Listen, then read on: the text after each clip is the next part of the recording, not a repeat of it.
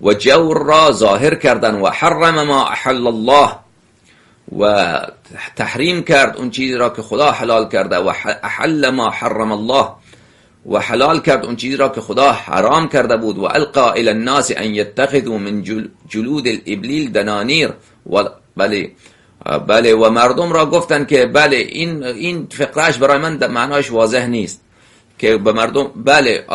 و القا الی الناس به قوم خود به خیش خود معناش واضح ببخشید معنایش اینه که به قوم خود خیش خود مانند عبدالرحمن ابن عوف عثمان ابن عفان و اینها را اینقدر پولدار ساخت که اینها پوست های شتر را پر از طلا می کردن. اینقدر اینها از اموال غارت، از اموال دزدی، از اموال غنائم، این از اموال بیت المال اینقدر اینها جنایت می کردن